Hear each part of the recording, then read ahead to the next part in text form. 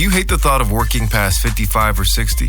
Do you hate not being able to live the life you deserve today? Do you hate not knowing what your financial future looks like? It's time to stop doing what you hate. Here's your host, Mr. Harold Green. Aloha, everybody. This is Harold Green of Bright Spray Financial Group, and it is time to stop doing what you hate. I hope you are having a fantastic day today.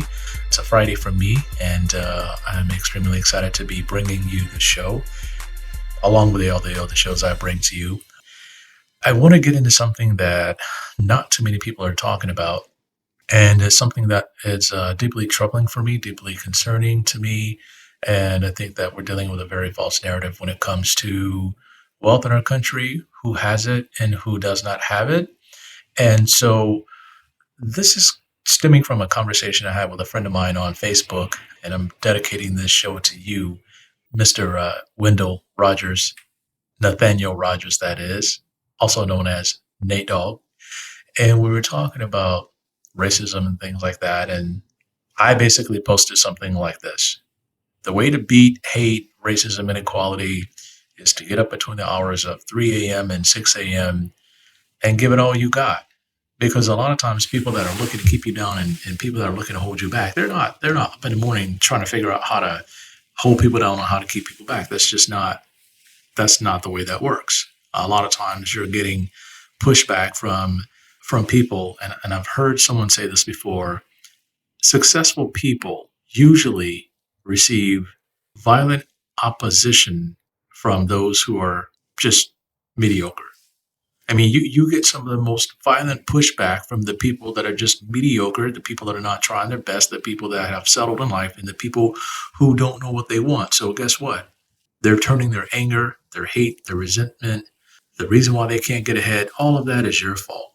They just need somebody to blame. And, so I want to kind of get into, so what happens next? And that's going to be the title of my show. So what happens next? This past week, we've kicked off earnings seasons for the month of July, and a lot of numbers are coming in, a lot of exciting numbers. Companies are beating estimates out of the water. But one of the things you see is you still see shares of stocks dropping in some cases, and you're wondering, these guys are beating estimates by 10, 15, 20, 30%, and yet people are selling off their stock. What's going on here? Well, there's a lot that you can read into that, but I want to talk about the push of our country to try to level the playing field or to make wealth more accessible for other people, almost by any means necessary. And I don't really agree with that. And one of the things I've seen lately is the fact that there is a humongous wealth transfer going on in our country. And it's coming from those who don't have, and it's making its way to the top. Why is that? One of the main reasons why I think that is because of the consumer themselves. People tend to consume and consume and consume, but they are not taking advantage of the profits that their spending is generating in these corporations. They're just not doing it. For example, and I'm just going to beat up on Apple and just harp on it, not necessarily beat up on it, but just kind of, harp on it, because a lot of people have Apple phones, but how many people own Apple stock? A lot of people have, different things. A lot of people buy Nike shoes, but how many people buy Nike stock? A lot of people will own certain types of automobiles, say Ford, for example, but how many people own Ford stock? How many people own GM stock? Like, are you participating in the wealth creation that you are creating for others, right? Are you a participant, or are you the driver of that person's wealth? When it comes to Amazon, are you just an Amazon shopper, or do you buy Amazon stock? Although it's like $3,000 a share, and you can buy that through, say, Folio or some other firm or platform that will allow you to do fractional shares. Let me just put this out there. Investments do carry the risk of loss. They are speculative in nature, so therefore go do your due diligence, because past performance is no indicator of future results. And also, don't take anything I say as the gospel truth. And, Harold said go buy Apple stock. No, I did not. I'm just sharing with you information that's readily available on the internet. It's information that I share, pretty much with everybody. So are you participating in the wealth creation, or are you just creating wealth for other people, right? And so in the attempt to lower or to level the playing field, there's a lot of different things going on in our country right now. We're talking about extended benefit payments that they want to do, child tax credits that they want to give out, all of these different things. And by all means, they are, they are helpful to some people, but some people just don't need them. When they extended the unemployment benefits, yes, that was helpful for some people, but not for everybody. But they just did this targeted thing, and it's wreaking havoc on our economy. So what happens next? We've had these earnings come out. We've had the Federal Reserve come out and say, that they want to try to keep interest rates low for a long period of time. But what does that mean for you as an individual? Well, here's the thing. It depends on where you have your wealth. Okay, I'm going to say that again. It depends on where you have your wealth. Where is your money sitting right now? Is it sitting in your savings account? Because if it's sitting in your savings account, that can be devastating. Inflation is at 5, 6, 7%, depending on whose estimate you use. But what are you getting on your savings account? You're getting hardly anything on your savings account. Okay? What if it's sitting in your life insurance policy? Well, if it's sitting in your life insurance policy, that's somewhat better because you get paid dividends, or, it could be interest sensitive, and the companies will give you interest based on how well the company does or how well things are going, depending on how they credit their interest. If it's sitting in real estate, what's going to happen if you have all of your money sitting in real estate? Well, if you're generating rental income, that's a good thing. But if you're not generating rental income, that's a bad thing. So there could be ways for you to take advantage of the equity in your home. Okay. For example, if you own investment properties, you could excavate some of the equity out of that and do something with it and put it to work. There's a lot of different strategies that you can use, but we're in this low interest rate environment. And so when we're in a low interest rate environment, you really have to take advantage of those things. Well, what if your money is sitting in the market? Well, it depends on where it's sitting in the market. What type of approach are you taking towards investing? I've literally had some people sell everything, put it in cash or whatever, do other things with the money because they think the stock market is going to crash. When you look at the stock market in totality, your view is fundamentally flawed because the stock market cannot be viewed in totality. Although when you look at it and you read about it, the S&P did this today. The Dow Jones did this today. The NASDAQ did this today. So what? What did individual holdings do? What did Microsoft do? What did L Brands do?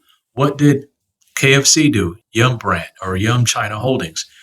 What are these stocks doing on an individual basis? You can't look at the market as a whole. And it's very interesting when they survey people and they say, why don't you invest in the market? There are a number of different reasons, but the biggest one I hear is I don't have any money to invest. You want to know the next biggest thing I hear is the stock market is rigged. It's rigged. I hear that crap all the time. Tell me how it's rigged. I understand your conspiracy theory part. I understand the sentiment there, but what do you mean by the stock market is rigged? Well, I hear all this stuff.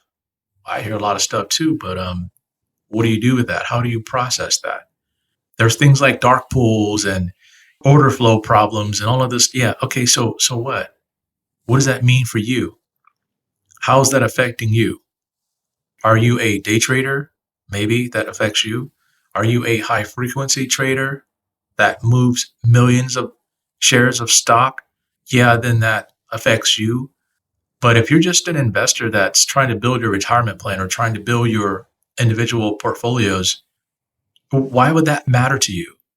If you're in a buy and hold strategy, regardless of what these guys do, whether they try to manipulate the price or whatever, when you look at the averages and you look at performance of individual portfolios and holdings, how does that affect you? The only thing you want, to be honest, is you want to see some consistent growth in these asset prices. You want to see them go up 5, 10, 15, 20% a year. Yes, there's going to be some volatility. Yes, there's going to be some fluctuation, whether it's caused by dark pool trading or high frequency trading or, whatever. Why do you let that deter you from putting your money to work for you? I mean, if you're buying this stuff anyway, you're creating somebody else's wealth. You can't hate on the wealthy for having wealth that you created, right? Like nobody told you to go buy that stuff. I mean, it's all choice, right? And so if you're going to be a consumer anyway, you're going to buy gas. Why would you not look at, companies that sell gas and produce petroleum? Chevron, BP, right?